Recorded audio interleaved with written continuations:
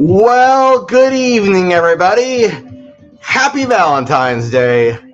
And if me being online on a Valentine's Day evening is any indication about how my night is going, yeah, this is where my priorities are. No, that's okay. It's not a bad thing. I'm not here to get your pity. I was just simply making a joke at being here online with you guys instead of out doing the romance thing. But that's okay. I got my big old heart shirt on, my Keith Haring shirt. There you go. And I'm here with you guys, and I love that. So, I don't have anything to complain about. So, welcome. I'm really glad to have you here, and I hope your day has been going well. Gosh, today was kind of crazy on the roads. People were sort of driving around a little bit insane, and I'm not sure if that's because of the holiday. I'm not sure what it is, but I was really, really happy to get home and get off the roads because it was just kind of scary out there. So anyway, what's been going on with me? Well, let's see. I started doing a little bit of a dive into Ralph Bakshi, and I don't know if you're familiar with Ralph Bakshi, but he's done a number of films over the years. He's got a good little resume. You may know him from films like Cool World in the 90s, Fritz the Cat. Let's see. He did Lord of the Rings. There's an animated Lord of the Rings he did. I think he did Fire and Ice. So he's done a number of films. And this week I decided to watch some things I haven't seen before of his. And that included Heavy Traffic. I'm just as surprised as you are that I haven't seen Heavy Traffic yet. And today I watched, believe it or not, I watched a slightly edited version of Coonskin. And, it's just really been getting my noodle going. Because growing up, I never really had a super positive view on Ralph Bakshi. I didn't really know much about him growing up. I just saw little bits here and there, and everything I saw, I just sort of I wasn't crazy, enamored with. And I remember thinking it was kind of crude and kind of sloppy and maybe a little amateurish looking. I don't really remember what I thought exactly, but I remember thinking like it was a little bit of a turnoff to me and a little bit confusing. And what's funny is I just find myself recently wanting to broaden my scope a bit. I've really been thinking a lot about this, and I'm like, isn't it interesting when we're younger how our view of the world and the things that we're passionate about is through, at least this is just, I can only speak for myself and what I've observed of the rest of the world. But I feel like when we're younger, our view of things, even the things we're passionate about, we're looking at things through a very narrow scope. And hopefully as we get older, we start to widen that scope. And I feel like I have fallen into the same definition as that. And I'm finding myself wanting to broaden my scope more. Not that I've never seen anything older. I'm not saying that, but there's just stuff that I haven't made it a priority to consume over the years. And now I'm feeling more compelled to do that. Thanks for the heart, Pam Rose. I appreciate that over on Facebook. I really appreciate that. Thanks for being here. Happy Valentine's Day. Yeah, if you're here and you're watching on Facebook, sending me a heart is an absolutely appropriate thing to do. What better day to send hearts than today, Valentine's Day?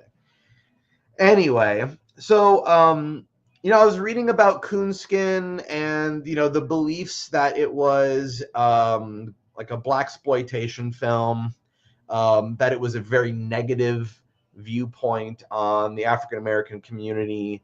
I was reading about how it was a reaction to Song of the South from Disney. I probably should do some more reading. I've only done a little bit of looking into it, and I don't really know for sure.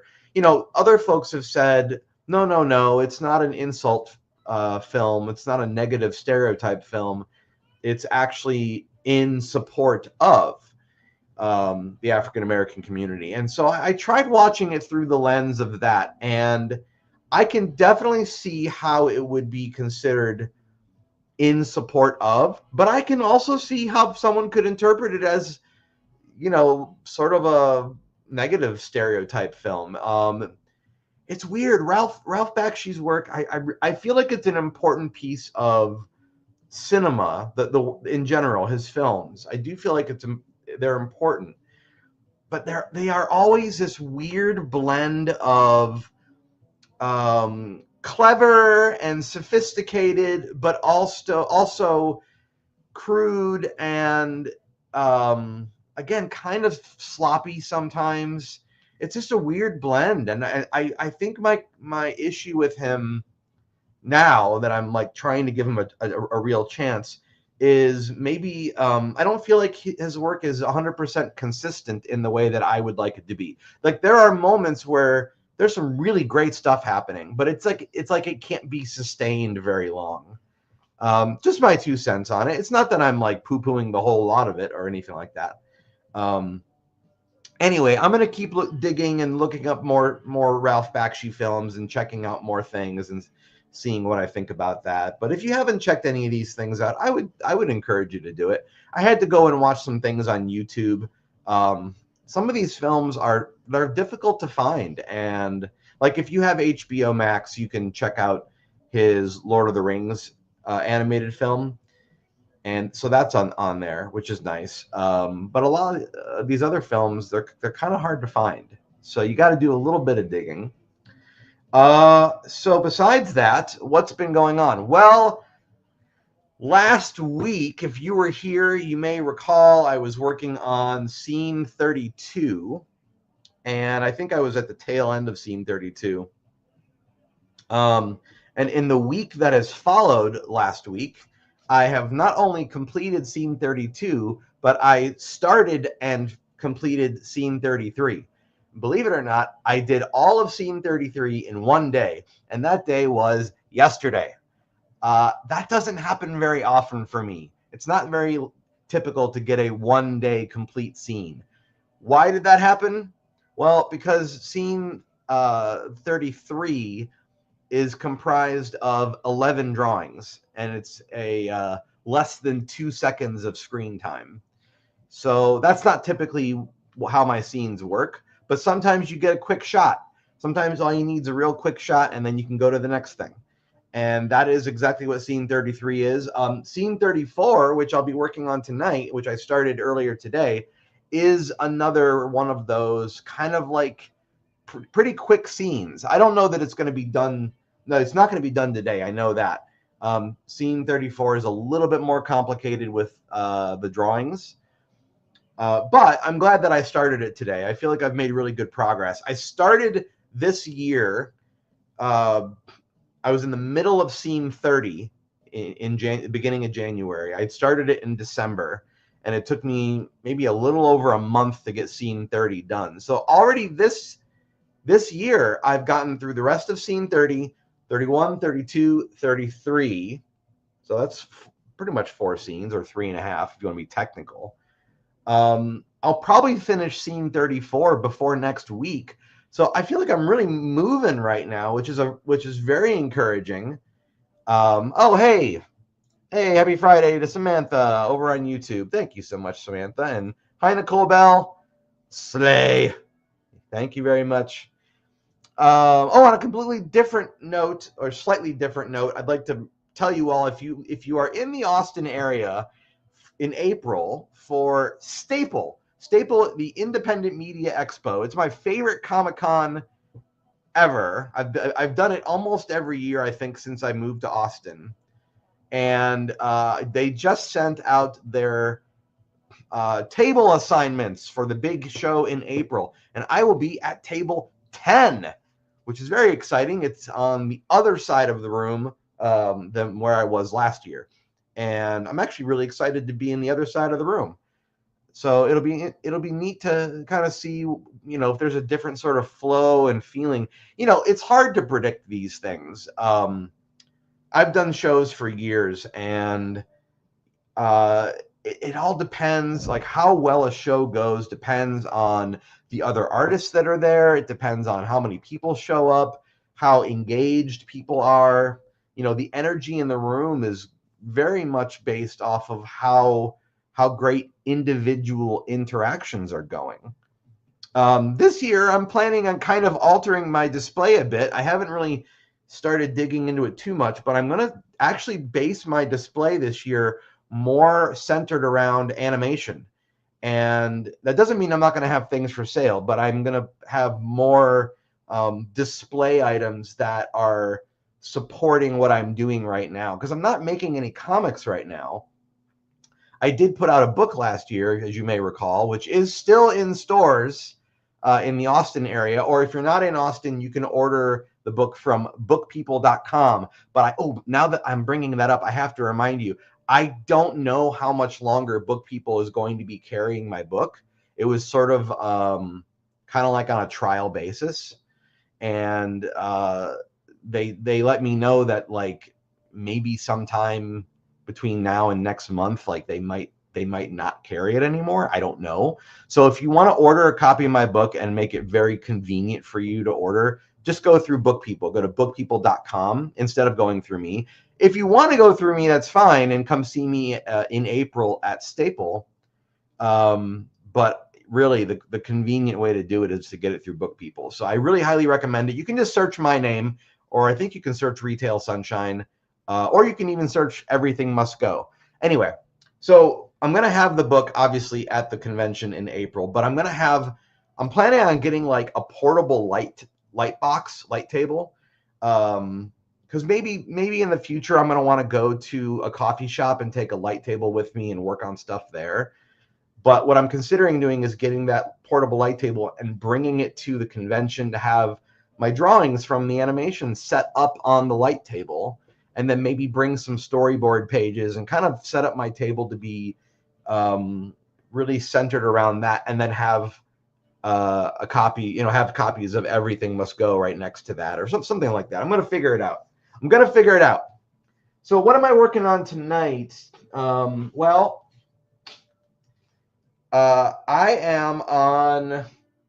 on storyboard page 14/15.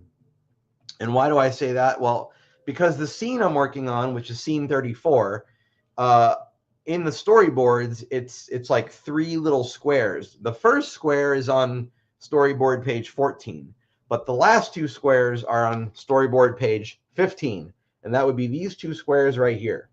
So yes, it is a character who is cracking his knuckles, and so I have page 14 still up on my wall, because that's technically where it starts, and I don't like switching to the next page until I absolutely complete what's on the first one. So when I finish scene 34, maybe in the next week, then this storyboard page will move to the left on my wall, and this will become the focal point on the wall. But I pulled this down tonight, not just to show you guys, but also to I have it next to me as I'm drawing, because I really wanted to make sure I followed the boards, because I started drawing this earlier today and I wasn't 100% following the boards, and I said, why does this not look right to me?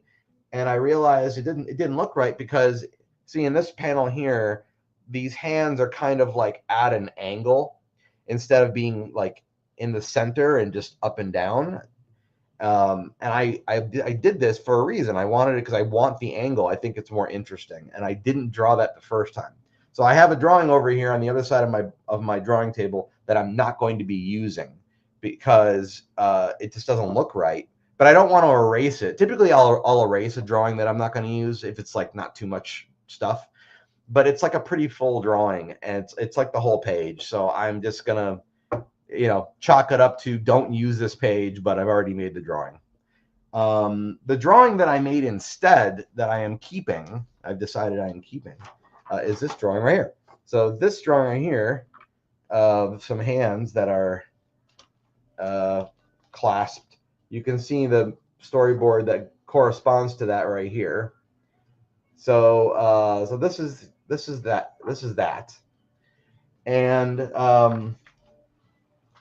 let's see. And then what did I do after? Oh, they're behind me. Right. Let me grab the other ones behind me. And so behind me, I have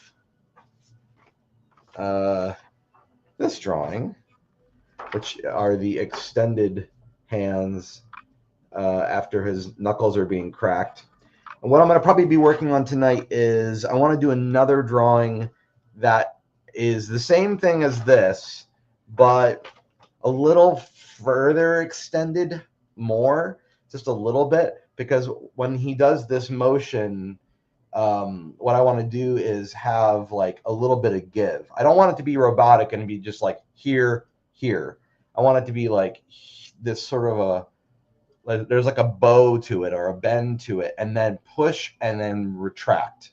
That little push retract, to me, is something that makes things feel a little bit more alive because they have a little bit of give to them. It's not just simply a robotic like start stop. And in the past, I have done things that were more start stop and more robotic. And in looking back on those projects, whenever I look at them now, I'm like, ugh, it just looks so stiff. It doesn't look alive to me. And so I'm trying with this cartoon to improve myself, and by making things have more life to them. Anyway, hopefully your day has been nice, and hopefully you had a nice Valentine's Day. Feel free to say hi if you're watching live. And if you're not watching live, feel free to say hi afterwards, and I will respond when I see the comment. Am I missing anything else I wanted to tell you guys at the top of the hour? I don't know. We're kind of a quarter into the hour now. It's not really the top of the hour at this point. Well, I guess I can get started. I don't really need this drawing to be on the board right now because I just don't need it there right now. So we're going to go ahead and put these back on the board. I was working on this right before I started this video, so I already have another drawing started. Nicole says, smoother for sure, more human and realistic.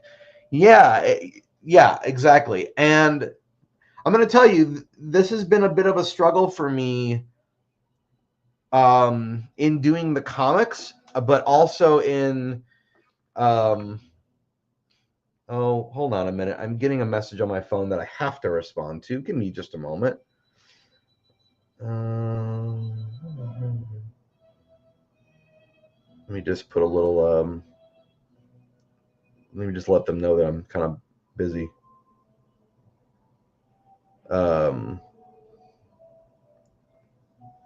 Anyway, so sorry about that. So something I kind of struggled with in the comics, and also in Sparking Sunshine, which if you haven't seen Sparking Sunshine, it's a short film I did about retail sunshine. It's on Amazon Prime. It's on YouTube also, but go and watch it on Prime because that's just a cool thing to be able to say. No, so the characters were always based off of stick figures. It was something I very deliberately chose to do. Over time, they have become less stick-like. Let's just put it that way. And as I'm doing the animation, I'm realizing that they're becoming less stick-like even more now that I'm animating them.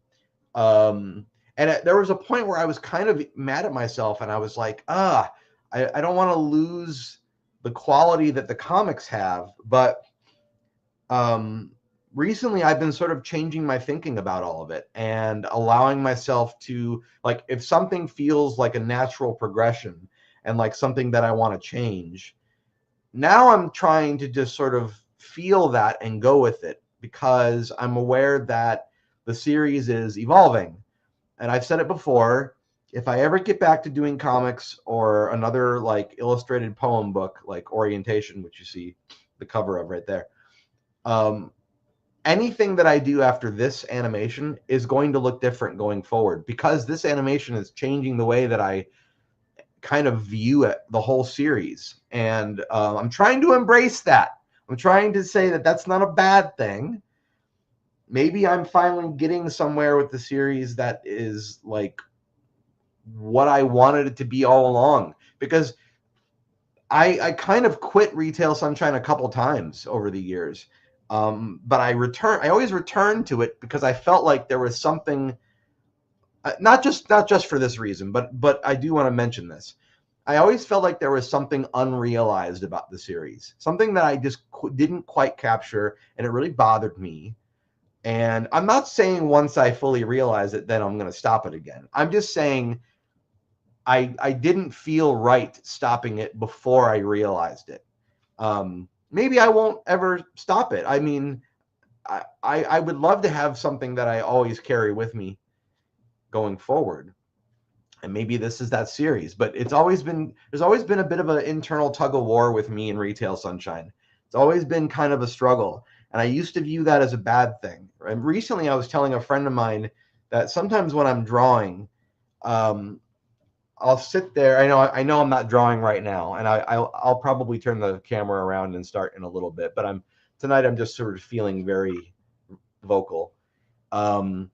Sometimes when I'm drawing, I get into my head, and I get into this state where I'm just kind of processing through all of the day. I'm processing through emotions. I'm processing through things that I would want to do that I have to like I'm sorting things out in my brain, like, oh, I still need to do this, and this today, whatever, all those things. My brain is just sort of like stream of consciousness. And my expectation of myself is that when I'm drawing, I'm just going to be like giddy and elated, and this is my happy place and everything is perfect. And yes, it is my happy place. That doesn't mean that it's not, but it also doesn't mean that I'm sitting there like riding some kind of high all the time. Sometimes I am riding a natural high, but not all the time. Sometimes it's me processing stuff. And I kind of beat myself up about that. I tell myself, no, you shouldn't be feeling this way. You should be feeling like all these good things. So I've been dealing with like all of that recently. And then I kind of had a little bit of a moment today. And I said, you know what? Maybe I'm looking at it wrong. Maybe the adversity that I'm dealing with and the fact that I'm able to push through the adversity and create something that I love,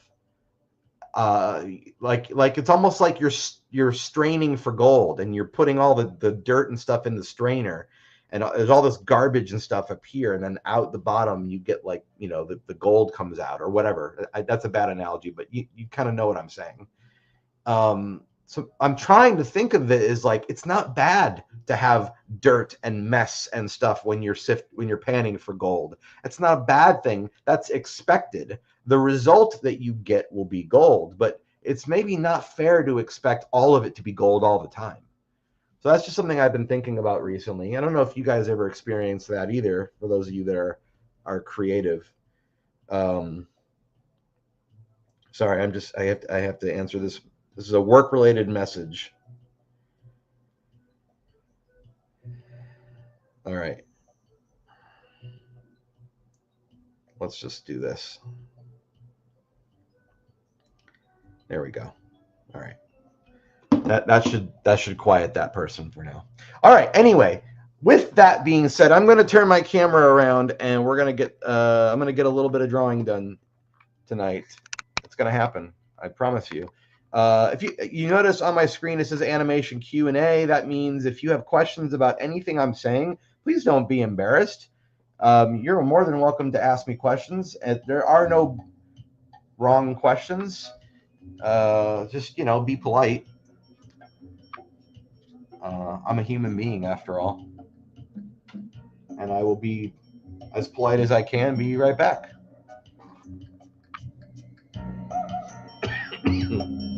Still have a tiny, tiny bit of a cough left over from COVID, unfortunately.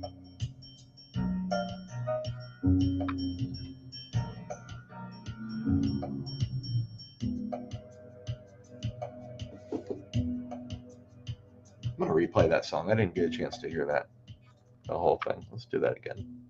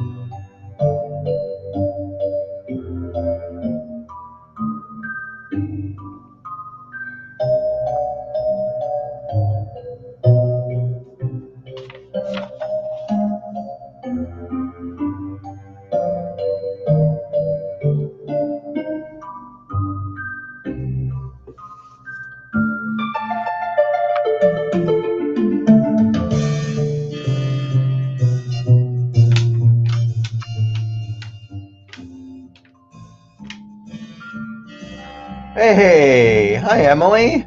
I miss you too. Thanks for being over on YouTube. I appreciate you. Happy Valentine's Day.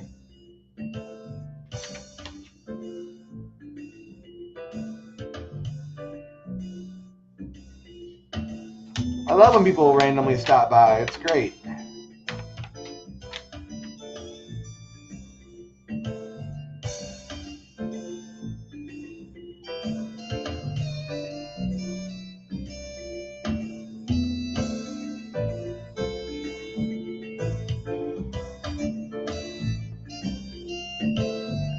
Look at that.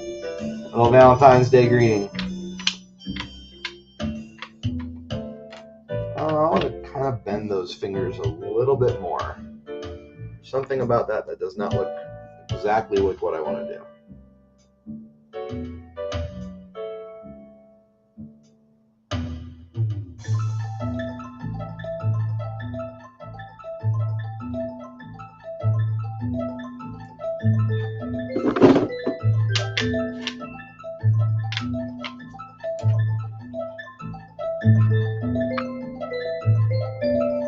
Oh, that doesn't look right either. This is tricky. If you've ever heard people tell you that hands are tricky, it's because they are tricky. Hey, yeah, I like my shirt too. I wore it just for Valentine's Day. Thank you for calling that out.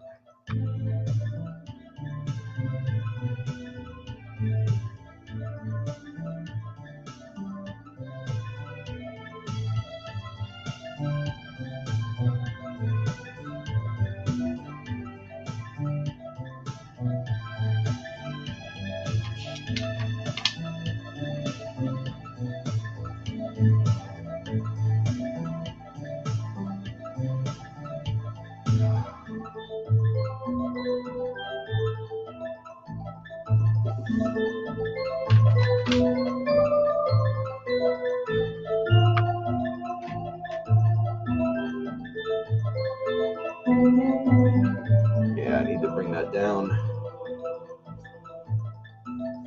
This is very tricky.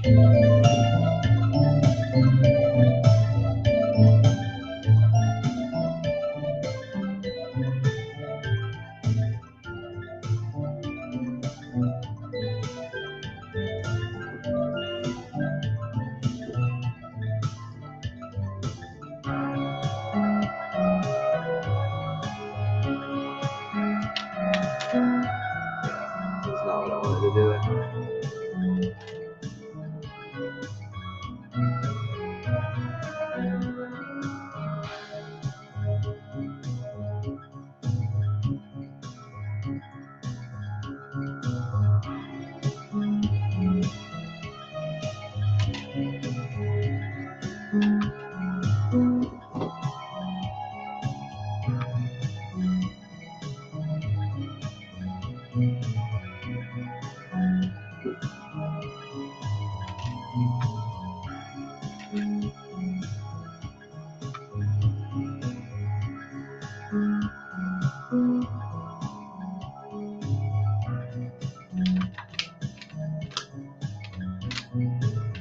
Yeah, that's better. That's a lot better.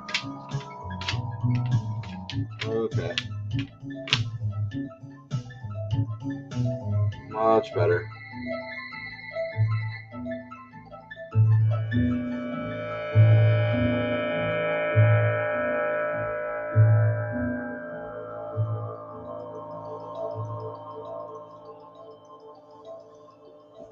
Hey, I just want to take up this moment to thank everybody that is a channel member and also or a Patreon patron.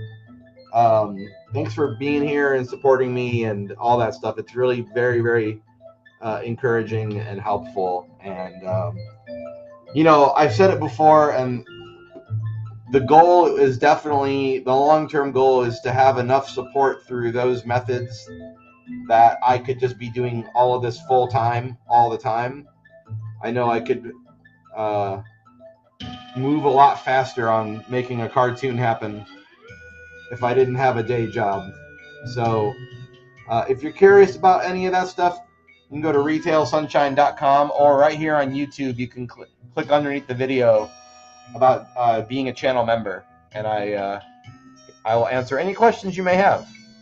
Thanks to Marlene Brotman and Nicole Bell on Facebook for the thumbs up. I really appreciate it. Thank you very much.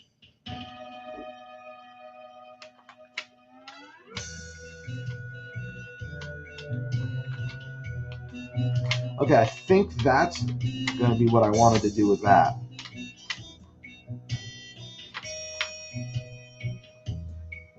Yeah, we're going to go with that.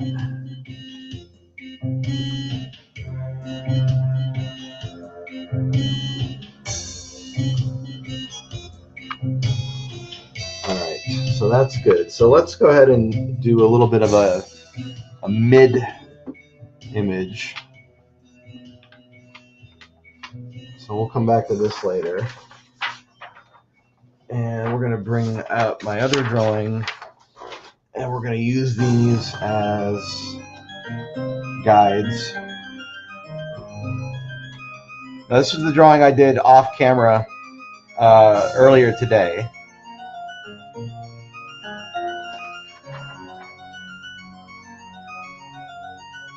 Using my own hands as a reference. Looking at my own hands. I didn't take any photographs this time. I just simply referenced my own hands. Which took a little bit of time, but not too bad.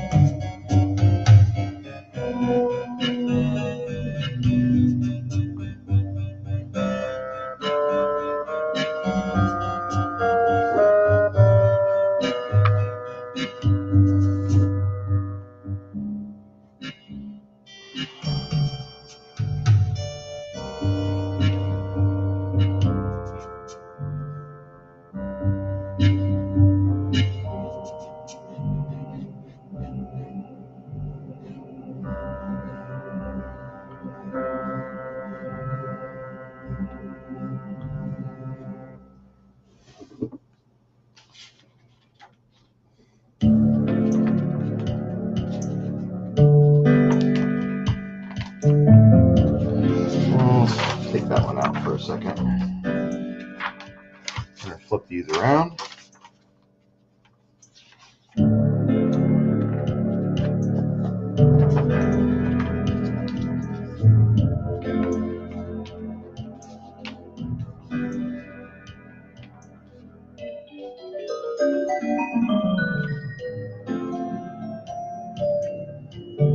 Yeah, that works. All right.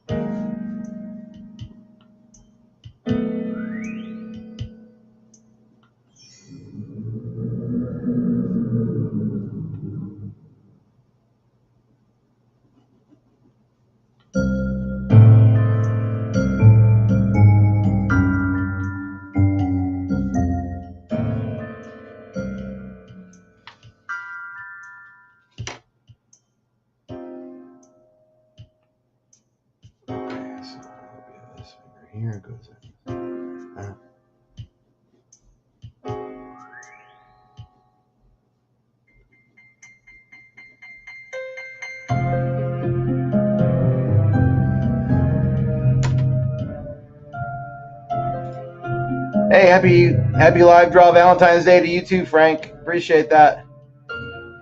It's neat to see you look at your hands as reference. Oh, thanks. Well, you know, if you don't have reference, it's hard to be accurate to real life. A lot of times I'm just imagining things, but when you have like something to reference, it's very helpful.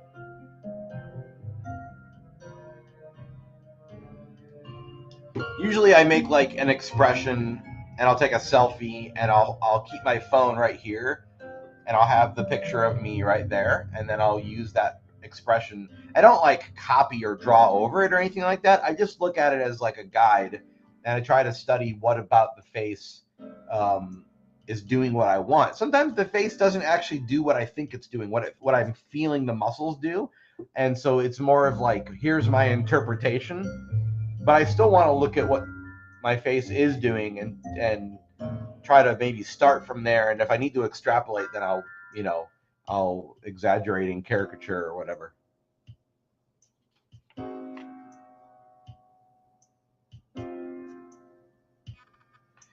All right, so those are all together. So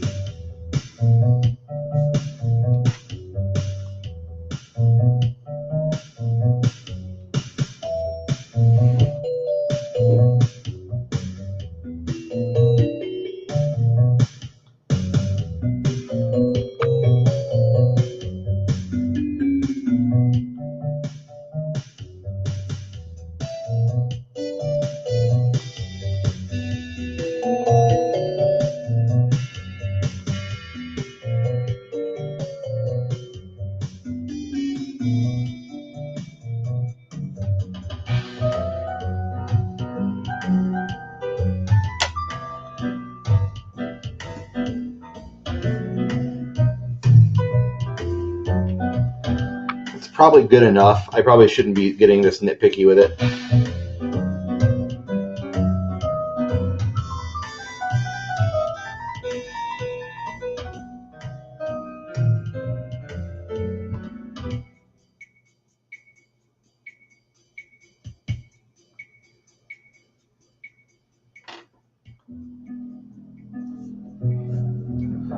Make sure that that's actually working. Yep, it is working. You can kind of tell from where you're sitting, right? Yep. Let's go this way.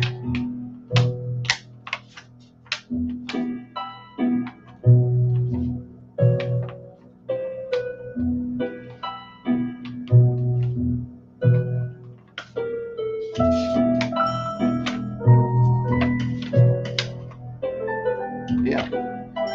Let's say that works.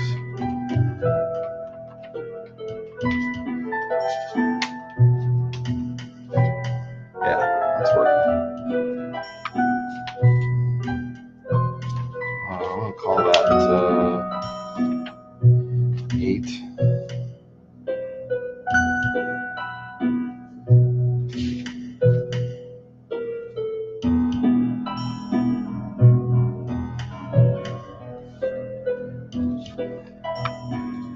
You can tell? Okay. All right. That's cool. We'll call that 10.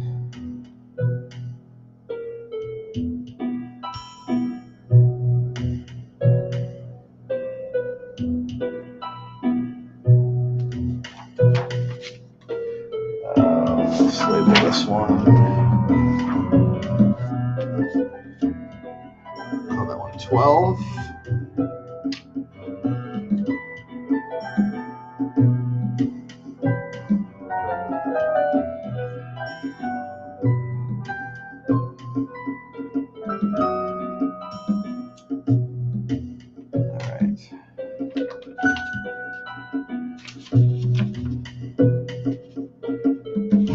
Hopefully this works. I think it'll work.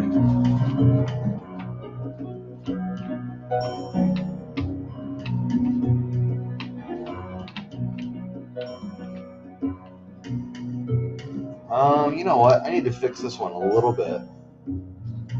Now that I'm flipping them around, I'm kind of seeing some things that need to be slightly adjusted.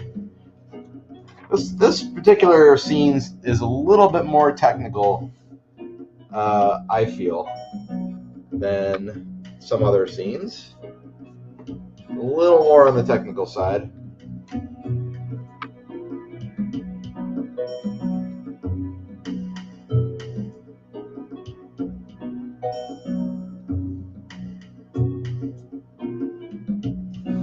Let's see, that should be better. Yeah, that is better. I might fix this side too.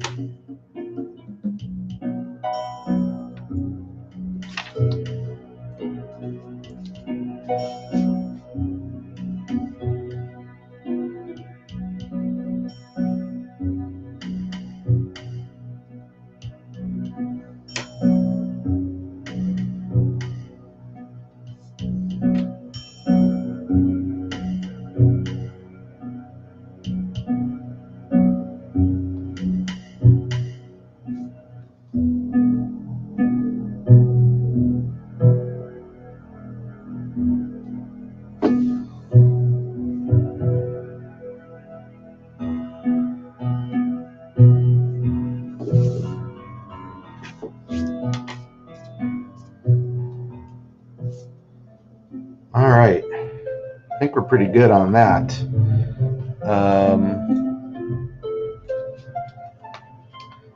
Got a few minutes in the hour left to go. Maybe I'll start another drawing. Let's see. Let's kind of get that a little bit darker.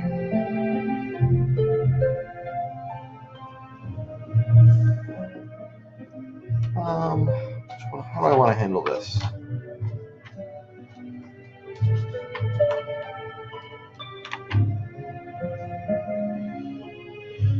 And we'll do an in-between there. Probably can do that. Really need to keep this out for now. Put that back over there. Hang that back up in a minute.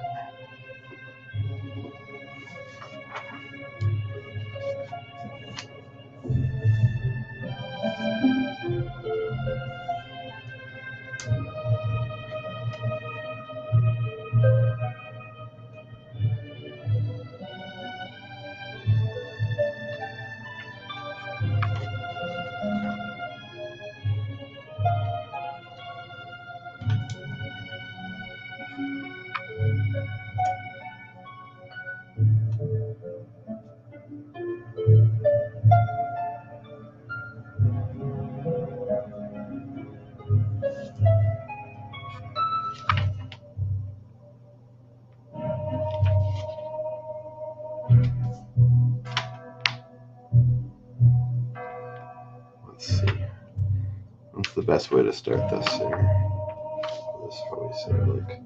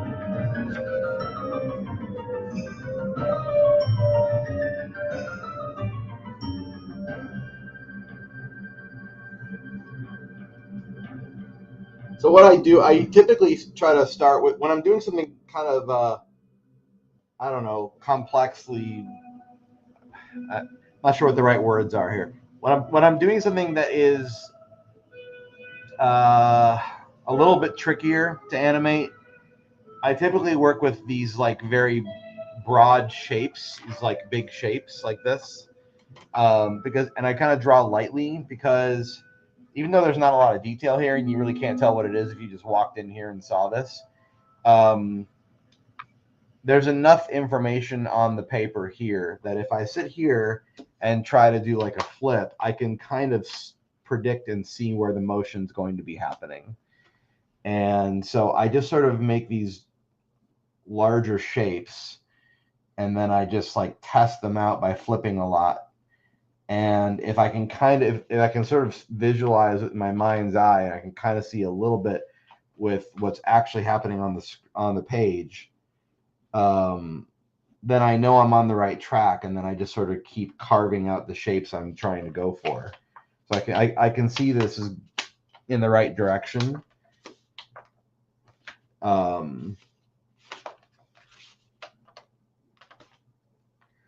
And so I just sort of keep going like that, basically. That's sort of the gist of it. Maybe thicker wrists because we retail survivors all have thicker skins. Well, you have to also remember these characters are based on stick figures, so there is a level of skinniness that's intended. But you're right, retail workers and survivors we do have thicker skins. You're absolutely correct about that assessment. But yeah, because they're still based on stick figures, I do keep them relatively thin. Oh, my music has run out, but I'm looking at the clock and it looks like it's about an hour. So I kind of flew by. I'm not going to finish this drawing right now, but I do have a place for me to start the next time I sit down, which is really good. So anyway, I really appreciate you guys being here. Thanks so much. If you're new here, I do this pretty much every Friday from 9 p.m. Central Standard Time to usually about 10. Sometimes I go a little bit over. If you're curious about how to get a hold of me, you can find me on social media under Phil Machi, and you can also find Retail Sunshine on Facebook. The characters have their own page, and you can also go to retailsunshine.com. You can subscribe for free there, and sometimes I send out little updates from there about what I'm working on. That is a way to become a patron if you want that sort of thing, but if you just want to follow me for free, you can do that too.